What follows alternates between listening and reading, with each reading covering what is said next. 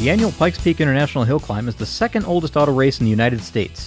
The event has been around since 1916 when Spencer Penrose, a turn-of-the-century businessman who had just financed the construction of the Pikes Peak Highway, decided to encourage Colorado tourism by creating a race to the clouds up the face of Pikes Peak Mountain, located just outside of Colorado Springs. For decades, this unique timed competition has drawn racers and race fans from across the planet. With 13 separate classes of cars and trucks and 8 classes of motorcycles and quads, the race includes a little something for every race fan by featuring a wide range of vehicles.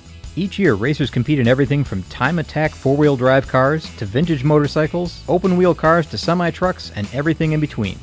The Pikes Peak Hill Climb is exactly what it sounds like. A continuous climb from beginning to end. A 12.42-mile, 156-turn race course that goes only one way, up.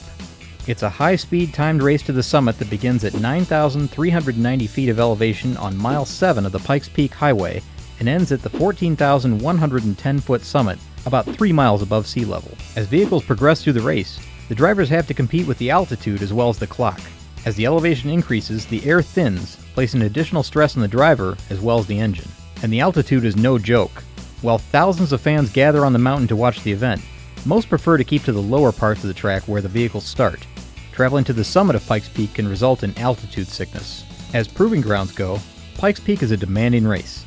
Accidents can and have occurred. There are no pit stops, no co-drivers to read pace notes, and no guarantee that foul weather will hold off as racers ascend the mountain.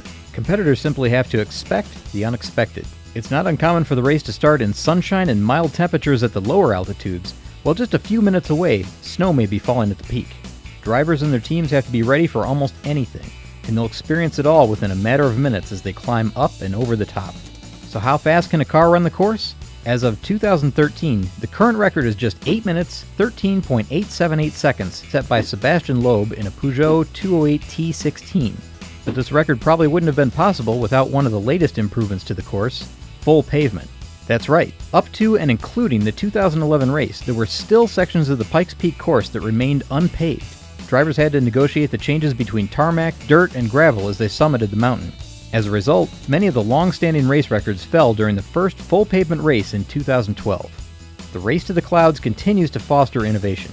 In 2010, Audi's autonomous TTS Pikes Peak car drove itself up the legendary course in just 27 minutes, the first driverless car to ever climb the hill. Will more race records fall at Pikes Peak this year?